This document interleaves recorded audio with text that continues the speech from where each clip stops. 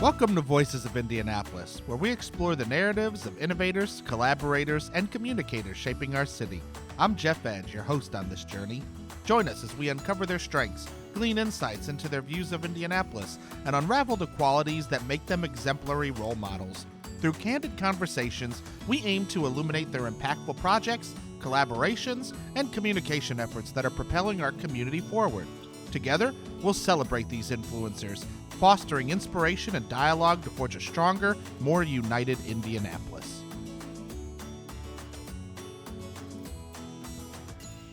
Well, hello. This is a very special episode of Voices of Indianapolis. I'm Jeff Edge, your host. We are currently at the Purdue Polytechnic High School Lab Extension Community Fair. It's our first annual. And the students are looking for internships. They're looking for job shadow days.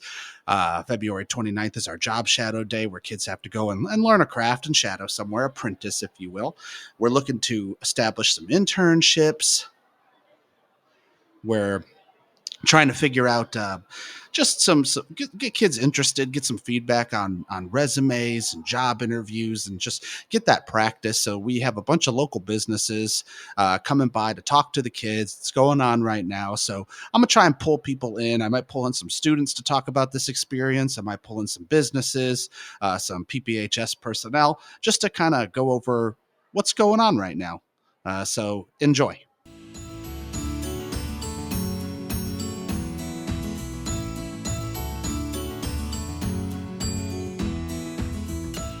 I'm here with Coach Lacey Beatty. Lacey, you want to tell us your job role and what you do? Hi, my name is Lacey. Uh, I am the what am I? I am the director of leadership development and support for the PPHS network, Okay. and I supervise the micro school as the mentor advisor. That's beautiful. You want to talk about what we got going on here? Because this was kind of your brainchild, right? So this is really exciting for us today because it's our pilot introduction into creating internships for our students. Our goal is to maximize student opportunity to Mm, engage with the community mm, in interest-based learning experiences. So the best way to do that here is to really focus in on our community, the organizations that are around us, in this kind of like economic downturn of employment. yeah. We want to boost up our community as well as making sure that our students have the opportunity to learn industry uh, Yeah. skills. Also, providing unpaid interns for our Sure. students, it's a win-win. Silly question. Okay. When did PPHS first start using this term internship? When did that become? Was that always in the framework? Yes, it really has been. Traditionally, internships are reserved for students entering the 11th and 12th grade Sure. after getting those basic skills and really trying to engage in what they want to do interest based. The difference that the micro school brings is it allows students to really maximize that experience by Mm, allowing them to engage with the internships in the ninth grade, so they can get a better idea of the things that they want to do. So a lot more exploring. mm. Uh, I'm hoping that potential prospective parents are listening to this. You want to talk about what kind of student are we expecting in this program, and what are we looking for when we build this internship program? Where do you see this going? Well, the internship program is really a program that's for any student who may not know what they want to do as a career, which of Sure. course we that's what most students are. They don't know. They need that explore that opportunity to explore. But the really awesome thing about the micro school is that it allows students to accelerate their learning because they're um, Sure. doing Apply. it at their own Yeah.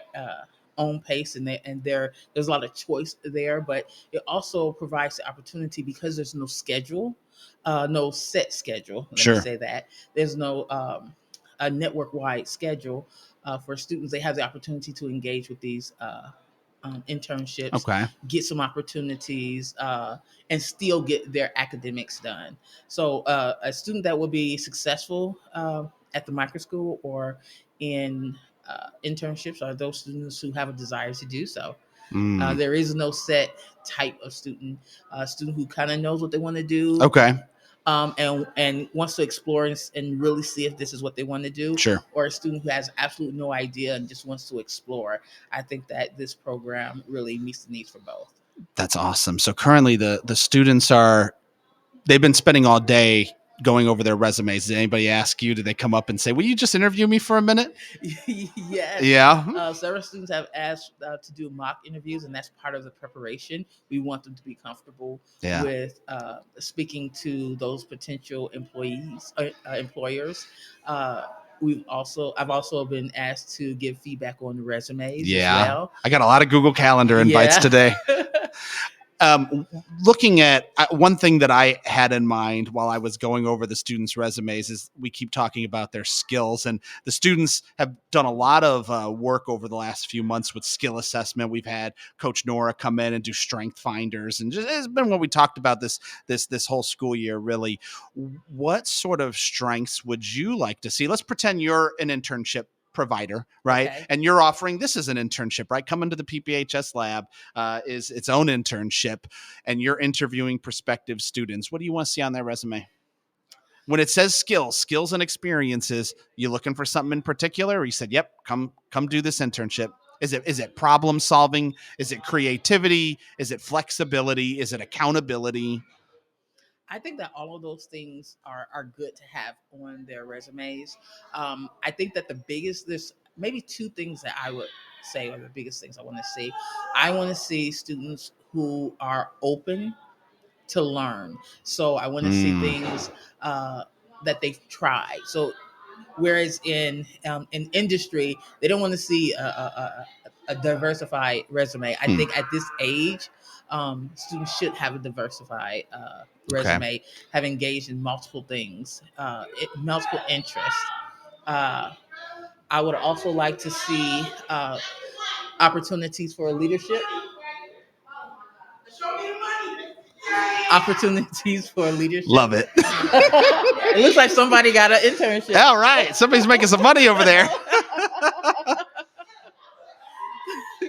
So I would say that's excitement. Yeah. That's excitement around what it is that they're doing.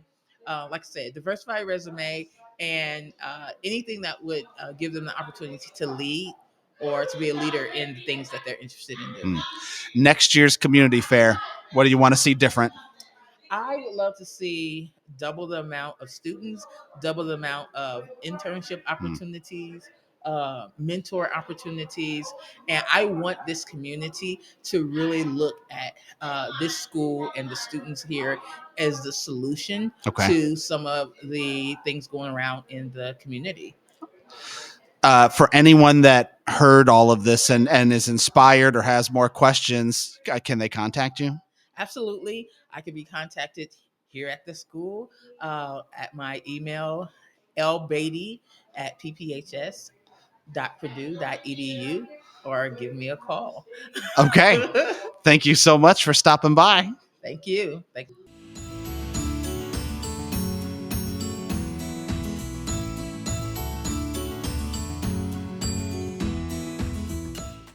Okay, I am so excited to have you. Will you say your name for the people and what you do and what brought you here? Yeah. So my name is Imani Jones. I work for the Domestic Violence Network. So we basically are a domestic violence prevention and education network where we we do like adult training programs. We also have community partners, so different businesses around the area basically partnering with us. We teach them, they talk to us about like the folks that they work with who may be experiencing domestic violence so that we can get more information. Sure. And I'm a part of our youth team. So basically what our youth team does is go into middle schools and high schools and talk about domestic violence, starting like when it starts, getting them before they actually start to experience that stuff on a larger scale. So teaching them about healthy relationships, unhealthy relationships, Title IX, consent, and all things that are like relevant to that, answering their questions, giving them like good information and resources, Yeah. so that they can, be better folks and prevent violence within their communities. Absolutely. One of the things that I have learned a lot in the last year doing more volunteer work and working in the community is that you try and find the people who have specific needs and partner them with the people who are able to give that. So, for example, on our last episode, I think we had second helpings. And I said, hey, do you need volunteers? No, we're actually pretty good on volunteers. We get a lot of volunteers. Yeah. We need resources and we need this. Yeah. Is there a need that you are looking to fill in the community right now? And what do you need? Because you're able to give a lot. What do you need? Right. I think what we're trying to do, especially on the U team, is expand a little bit more into community-based stuff. So I think we'll try to partner a little bit more with more grassroots organizations. Yeah. I know that there's a couple of like bookstores and things like that I'm knowledgeable of as an independent person that I would love to like, have us engage with, just so that we can actually be known, especially because our offices are on the north side, but we operate all over. So I think we're trying to get a little bit more into the middle of Indy and the south side as well, so we can actually be around and engage with our community a bit more. So, yeah, I think awareness is just I think that's why we started this podcast in the first place, is there's so many good community partners out here, and there's so many people just doing good, and we got to highlight all those people so that they find each other, what are the best places to get involved, or find you all? Yeah. So our website is dvnconnect.org. We also are DVN Connect on, I believe, Facebook. We're also definitely on Instagram. I believe some other social medias, LinkedIn as well. So that's the best way to find us. Message us there. We have a great marketing person who's like into our social media a lot of the time. And we would also love like any businesses, if you work with folks, if you're even medical businesses, whatever it is, if you work with folks who may be experiencing domestic violence, you have a special lens on it, or you feel like your business could use the knowledge, we are here to do that. We're here to train, so that prevention can actually happen. So that sounds wonderful. I think I'd love to have you on the long form version of this podcast. Come and do the hour long interview. Yeah. Okay. Thank you so much for stopping by. Thank you.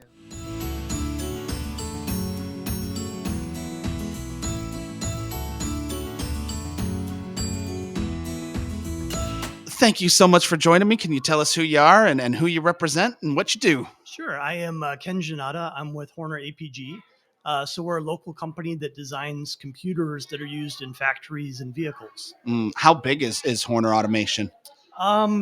Automation part is about 100 people. So we have offices here in the U.S., in Ireland, India, Brazil. Oh my gosh! So it's a small international company. What about not the automation part then? If you say 100 people in automation, where are all the other sub pockets? The other part is like an industrial services company. They do motor repair.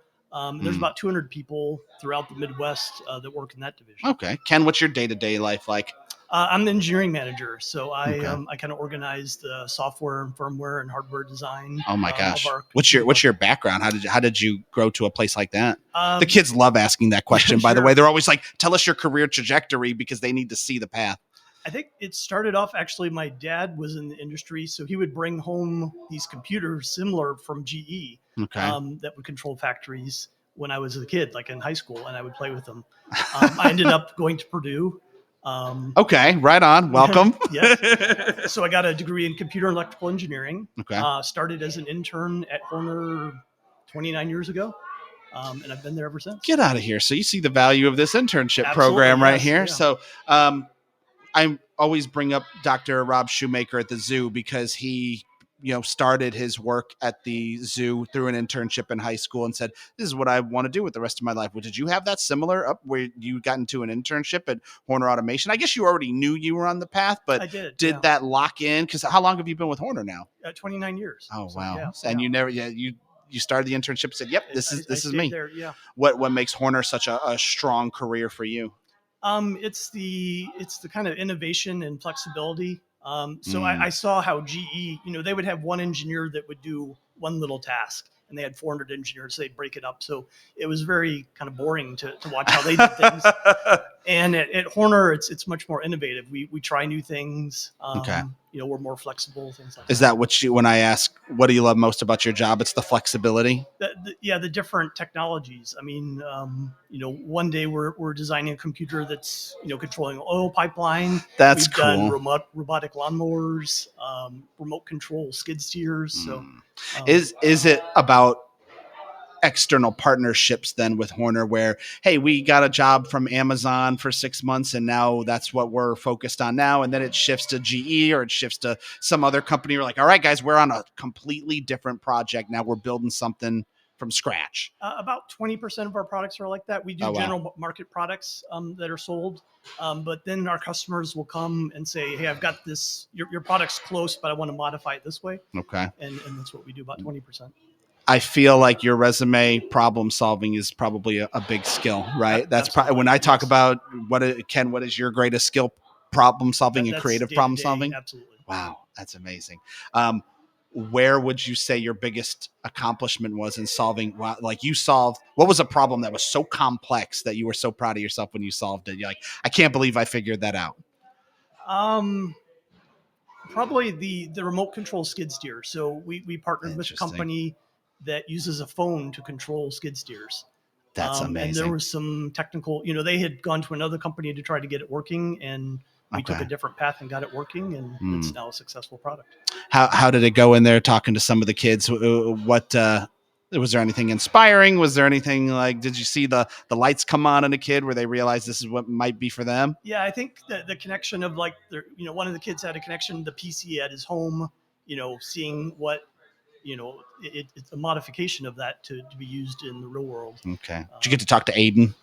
I believe so. Aiden might be that one kid. I'm like, please, Aiden, get in there. Go work for Horner, please. Sure. What are you guys looking for in terms of internships and things like that? What do you want students listening to this podcast to know? We have all sorts of areas. So testing is a good area for people to start in. So we have to test our products either mechanically. So there's washing and dropping and electrically testing it. So that's a real good place for an intern to start and understand how it works.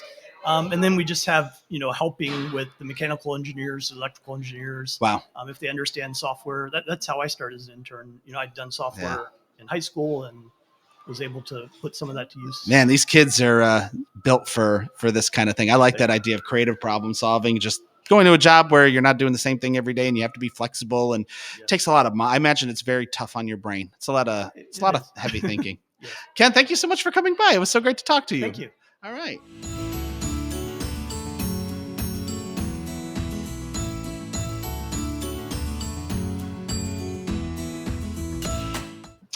Would you tell the fine folks listening your name and what you do and what brought you here? Yeah, so my name is Rona Taylor. I am the lead coordinator for high school programs at Girls Inc. Indy. Yes. So I help to support our coordinators who facilitate programs at our high schools and at our center-based programs at the Girls Inc. building and at Edna Martin Christian Center Leadership and Legacy campus. What was the best conversation that you had with a student today? I actually got to perform a miniature interview with one of the girls. She came up and she was talking about how she wanted to do an interview, and I was like, we could schedule something or we could just do one right now. And she's like, yeah, let's just do it right now. So we went and sat aside and did a little interview, and I was really impressed with how prepared she was. And, I asked, tell me about yourself. And immediately she's just like, I do this and I'm this and I'm this and I'm this. And I was like, oh my gosh, okay. You really know what you're doing. What are skills that you think is often overlooked on a resume from a high school student? Because you got to look at a resume. Mm-hmm. Is there anything on there? You're starting to notice some patterns where, hey, we probably need more people to have this skill on their resume, and I'm not seeing it as much as I'd like. Yeah. I would say maybe empathy. I noticed that on her resume specifically, and on another girl's resume, that I think sometimes maybe it's a skill that's overlooked in early education. And it's something that maybe we need to be able to teach girls more. And it's something that we focus on a lot at Girls Inc. of building that empathy and respect for each other. And that, the older that they get, if they're really wanting to work with people, that they need to know how to have empathy for other people and be able to really display that.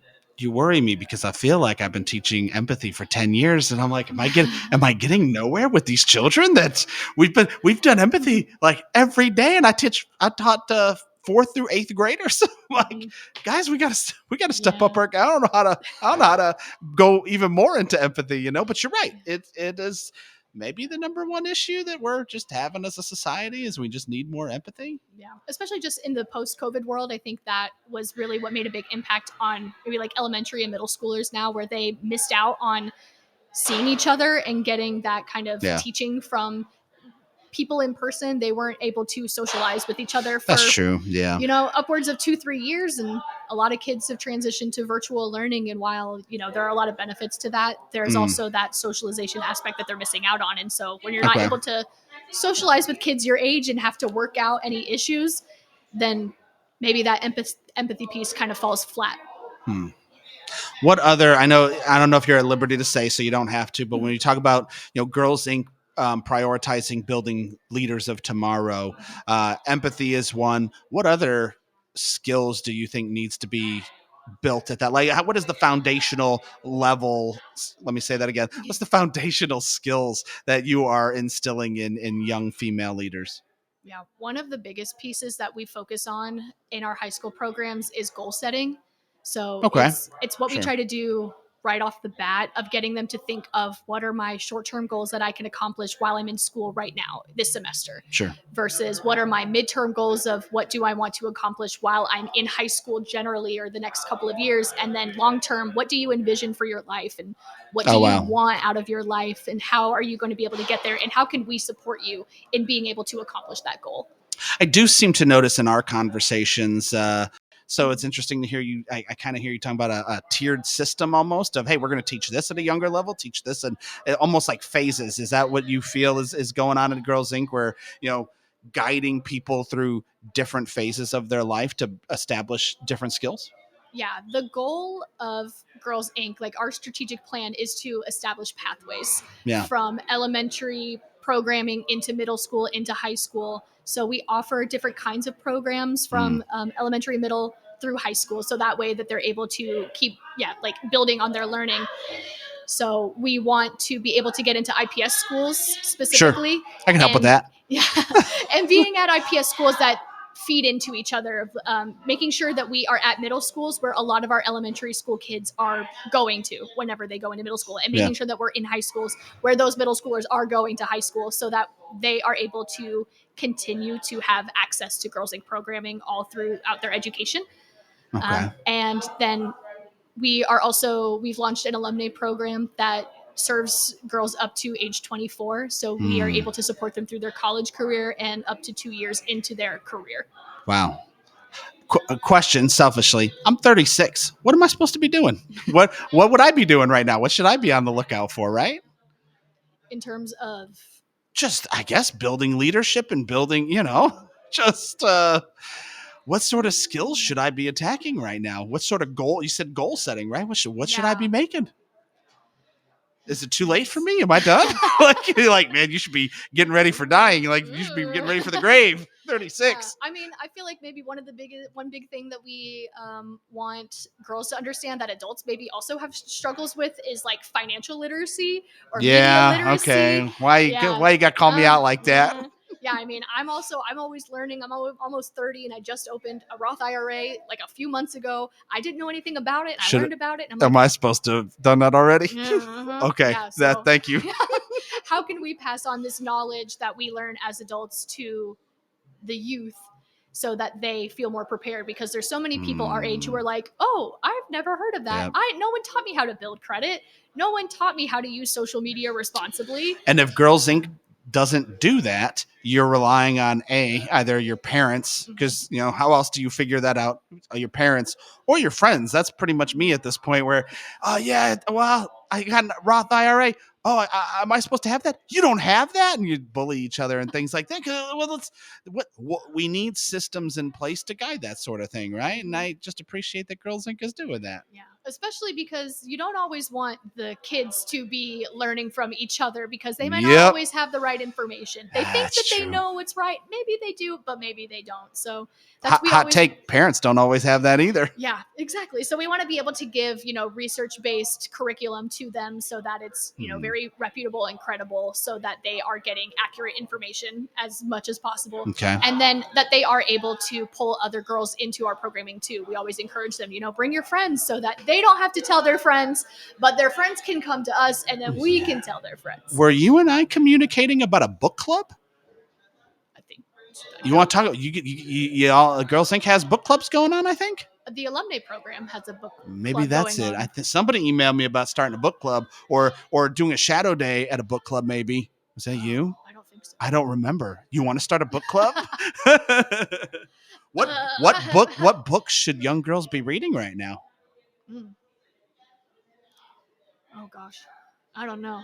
There's so many, but I feel like getting involved maybe with local writers. I know that there are a few young women who are, local to Indianapolis who are writing about their experiences. And so being able to learn from people in their community who they can then look up to, because it's like, oh, they live in Indianapolis. They're from here. They built something here. And that's where I'm from. So maybe I can build something too. You got some names? Are there female Indianapolis native authors I should be reaching out to? I can look it up. I know who am I?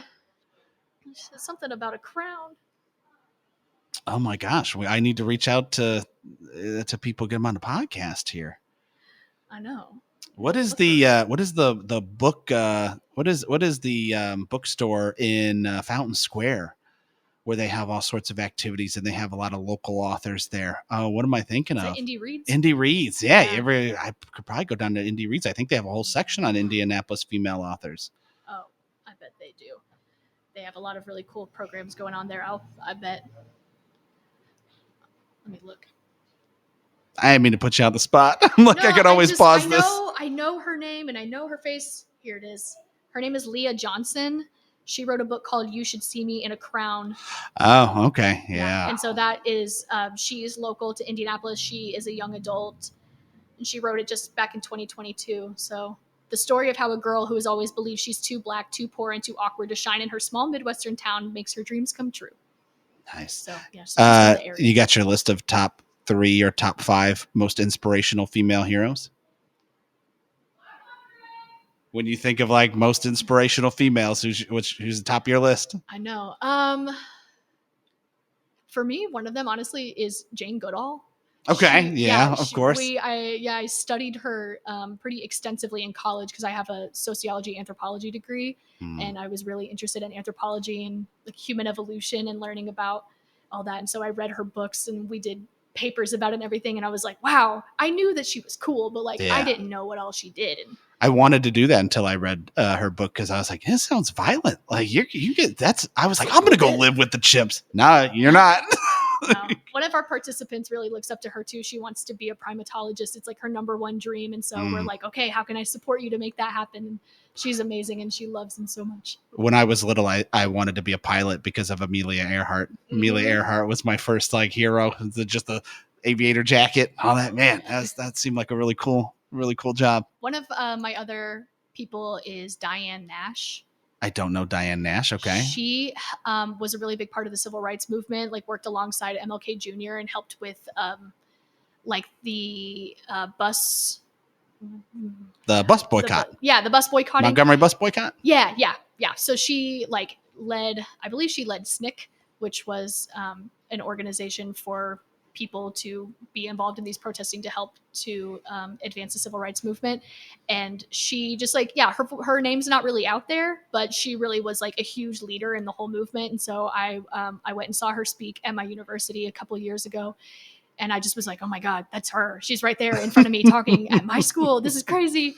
And it was amazing.